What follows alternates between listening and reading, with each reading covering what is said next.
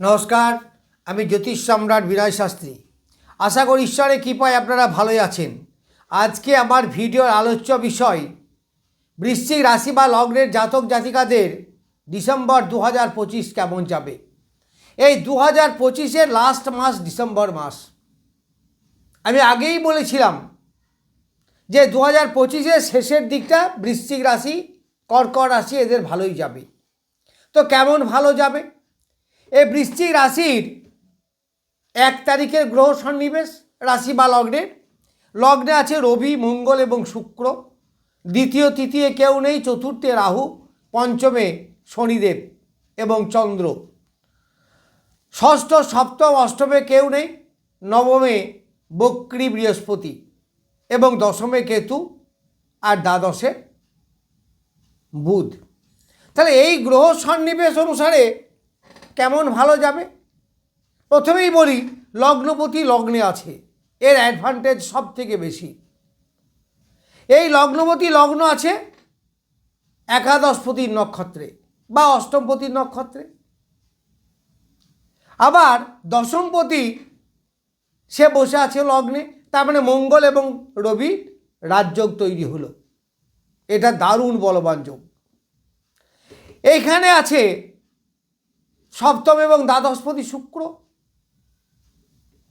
তারপর চতুর্থে রাহু, পঞ্চমে তৃতীয় এবং চতুর্থপতি শনিদেব।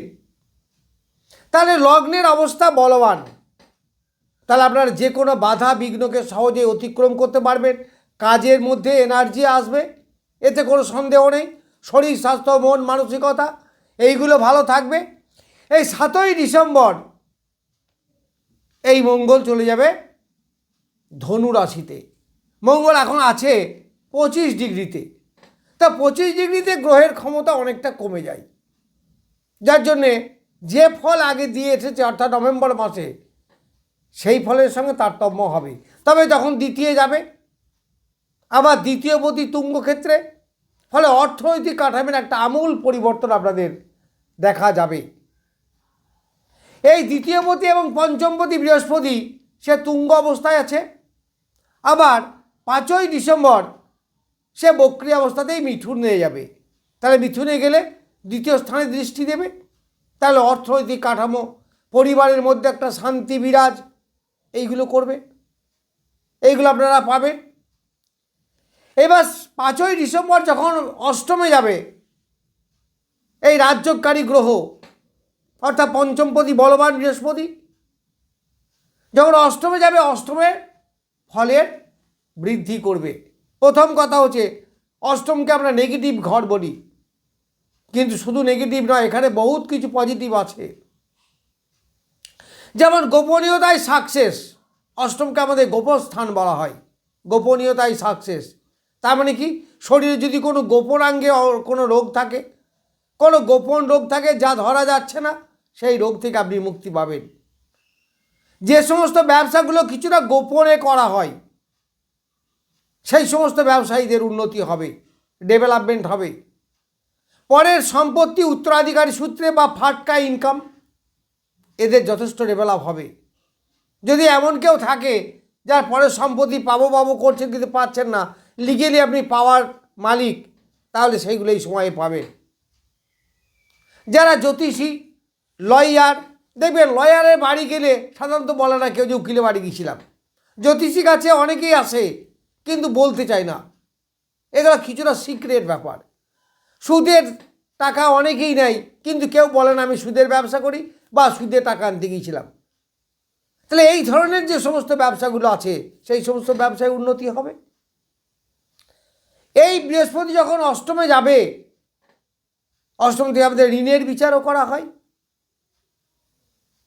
অষ্টম থেকে আমাদের যৌনতা সুখ অর্থাৎ স্বামী স্ত্রীর যে দাম্পত্য সুখ সেইগুলো বিচার করা হয়। তাহলে সেইগুলো তো আপনার ডেভেলপমেন্ট হবে। যদি ঋণ অনেক দিন থেকে মেটাতে পারছেন না, সেই ঋণ আপনি সবাই মেটাতে পারবেন। তাহলে বৃহস্পতি অষ্টমের যে নেগেটিভিটিগুলো আছে সেইগুলোকে দূর করবে, কিছু কিছু জায়গায় পজিটিভিটিকে নিয়ে আসবে। যে কোনো গ্রহ যখন অশুভ স্থানে যায় তখন তার অশুভত্বটাকে আগে দূর করে, যেহেতু সে শুভ গ্রহ। এই বৃহস্পতি পঞ্চমপতি, যতদিন ধরে কর্কটে আছে তার নবম দৃষ্টি পড়ছে পঞ্চম ঘরে। আবার যখন অষ্টমে যাবে তখন তার দৃষ্টি পড়বে চতুর্থে, রাহুর উপরে। তাহলে রাহুর উপরেই দৃষ্টি হোক আর শনির উপরেই দৃষ্টি হোক, সেই জায়গাটা কি করবে? আলোতে ভরিয়ে দেবে। তারপরে যতদিন পর্যন্ত নবমে থাকবে ততদিন পর্যন্ত পঞ্চম ভাবের কাজ করবে। প্রেম প্রীতি ভালোবাসায় একটা সুন্দর শান্তি বিরাজ করবে, সন্তানের শরীর স্বাস্থ্য ভালো যাবে, মন মানসিকতা ভালো যাবে, যারা স্টুডেন্ট পড়াশুনো করছেন তাদের ভালো হবে, ইমিউনিটি পাওয়ার বৃদ্ধি হবে, শরীর স্বাস্থ্য ভালো থাকবে, লিভার সংক্রান্ত পীড়ায় যারা ভুগছেন তাদের ভালো থাকবে, এগুলো সব পাবেন। আবার যখন অষ্টমে যাবে তখন দ্বিতীয় দৃষ্টি দেবে, তারপর অর্থের একটা ক্রমবর্ধমান গতি দেখা যাবে, পরিবারের মধ্যে সুখ শান্তি, আত্মীয় বর্ণের সঙ্গে একটা শান্তি, এইগুলো আপনি দেখতে পাবেন। আবার অষ্টমে বৃহস্পতি অষ্টমে থেকে তার নবম দৃষ্টি পড়বে রাহুর উপরে, অর্থাৎ আপনার বৃশ্চিক রাশি বা লগ্নের চতুর্থ স্থানে। তো চতুর্থ স্থান থেকে মন মানসিকতার বিচার হয়। এখন দেখবেন যতদিন বৃহস্পতির দৃষ্টি নেই আপনার মন মানসিকতার চঞ্চলতা, মাতৃদেবীর শরীর খারাপ, বাড়ি ঘরের একটা মধ্যে শান্তি বিঘ্নিত হচ্ছে, সংসারের মধ্যে কিছুটা ঝঞ্ঝাট ঝামেলা, অনেকে জায়গা জমি কিনতে চাইছেন, বাড়ি করতে চাইছেন, কিন্তু হচ্ছে না। কিন্তু এই বৃহস্পতি যখনই দৃষ্টি দেবে এইগুলো সব আমূল পরিবর্তন হবে। আপনি নিজ গৃহ করতে পারবেন, মাতৃদেবীর শরীর অনেকটা ভালো যাবে, আপনার মন মানসিকতার চঞ্চলতা কিছুটা স্তিমিত হবে, অর্থাৎ আপনি মনকে কন্ট্রোল করতে পারবেন। যারা মাধ্যমিক হায়ার সেকেন্ডারি পরীক্ষা দিতে যাচ্ছে তাদের পড়াশোনায় অ্যাটেনশন বৃদ্ধি হবে, এইগুলো আপনি সব পাবেন। বিশেষ করে যারা হায়ার সেকেন্ডারি পরীক্ষা দেবে তাদের জন্য আরও বেশি শুভ ফল প্রাপ্ত হবে। এই লগ্নপতি লগ্নে আছে, লগ্নপতি যখন দ্বিতীয় যাবে তখন অর্থনৈতিক কাঠামোর একটা পরিবর্তন ঘটবে, কারণ অষ্টমে যাওয়া মানে দ্বিতীয় তার দৃষ্টি পড়বে, আবার দ্বাদশে দৃষ্টি পড়বে। তার দ্বাদশে দৃষ্টি পড়লে কী হবে? পঞ্চমপতি দ্বাদশের দৃষ্টি মানে ইনভেস্টমেন্ট করতে পারবেন, যে ব্যয়গুলো হবে সৎ ব্যয় হবে, সন্তানের এডুকেশন, জায়গা জমি ক্রয় করা, এই ধরনের সৎ ব্যয় হবে। এই দ্বিতীয় মঙ্গলের সঙ্গে যোগ হলে মঙ্গল এবং বৃহস্পতি, একে গুরু ভৌম যোগ বলা হয়। গুরু মানে বৃহস্পতি আর ভৌম মানে মঙ্গল, একে গুরু ভৌম যোগ বলা হয়। তার লগ্নপতি আর পঞ্চমপতির যোগ কোথায় হয়েছে? যোগটা দ্বিতীয় স্থানে। তার মানে অর্থনৈতিক কাঠামোর একটা আমূল পরিবর্তন আপনার হবে, উপার্জন বৃদ্ধি হবে, কিছু সেভিংস হবে, এইগুলো আপনি সব পাবেন। এই লগ্নে আছে মঙ্গল এবং শুক্রের যোগ এখন। আবার এই শুক্র 20 ডিসেম্বর ধনুতে যাবে, তখন আবার মঙ্গল শুক্রের যোগ হবে। এই সময় প্রেম প্রীতির ব্যাপারে আকর্ষণ আপনাদের বাড়বে।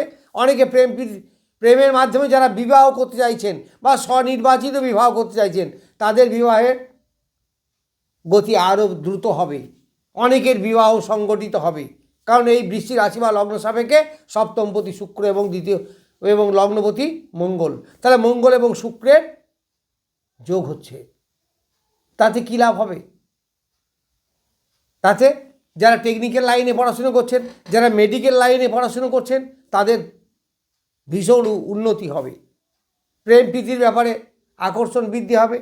এইভাবে অনেকের দাম্পত্য জীবনে সুখ শান্তি আসবে, পরিবারের মধ্যে একটা সুন্দর শান্তি বিরাজ হবে।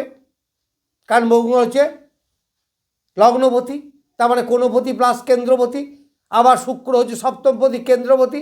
আমরা জানি কেন্দ্রপতি এবং কোণপতির যোগ্য বলা হয় রাজযোগ। তাহলে এই রাজযোগের ফল আপনি এখন পাচ্ছেন, আবার মাঝে 2-1 দিন বাদ দিয়ে 5ই ডিসেম্বরের পর থেকে আবার পাচ্ছেন। সেটা কোথায় পাচ্ছেন? দ্বিতীয় ঘরে। তাহলে দ্বিতীয় ঘর থেকে আমাদের যে বিচারগুলো হয় সেই বিচারের সফলতা আপনি পাবেন। আবার বৃহস্পতি যখন অষ্টমে যাবে তার সপ্তম দৃষ্টি পড়বে বৃহস্পতি তার নিজের ঘরে দ্বিতীয়, এই দ্বিতীয় ঘরের অধিপতি বৃহস্পতি, আবার বৃহস্পতি তার নিজের নক্ষত্রে আছে, তাহলে চতুর্দিক থেকে এখানে ভালো ফল আপনি পাবেন। পঞ্চমে আছে শনিদেব। শনিদেব একটু অ্যান্টি প্রেম, ফলে প্রেমের মধ্যে কখনো কখনো চাপা ক্ষোভ বা টেনশন এইগুলো দেখা যাবে, তবে সেগুলো খুব একটা ধর্তব্যের বিষয় হবে না। তবে দশমে কেতু আছে, গোপনীয়ভাবে কেউ আপনার একটু আধটা ক্ষতি করতেও পারে, এদিক থেকে কিন্তু নজর দেবেন, একটু সতর্ক থাকবেন। কখনো কখনো কর্মে ঝঞ্ঝাট এইগুলো হতে পারে, তবে কর্মে ঝঞ্ঝাট হলেও অর্থনৈতিক কাঠামোর ওপরে সেরকম কোনো প্রভাব পড়বে না। কর্মক্ষেত্রে কেউ শত্রুতা করতে পারে, সেটা গোপন শত্রুতা, এইগুলো করতে পারে, এবং সেই নিয়ে কখনো কখনো আপনার মধ্যে একটা চাপা টেনশন এলেও আসতে পারে। তবে যাই আসুক না কেন, আপনার অর্থনৈতিক উপার্জনের কোনো সমস্যা হবে না। তার মানে মোরালেস বলা যায় যে বৃশ্চিক রাশি বা লগ্নের যথেষ্ট ভালো সময়, এই সময় কিছু করে নেওয়ার চেষ্টা করুন। যাই হোক, আমি বৃশ্চিক রাশি বা লগ্নের ডিসেম্বর 2025 কেমন যাবে সে সম্বন্ধে কিছু বললাম। নমস্কার, আজ এ পর্যন্তই।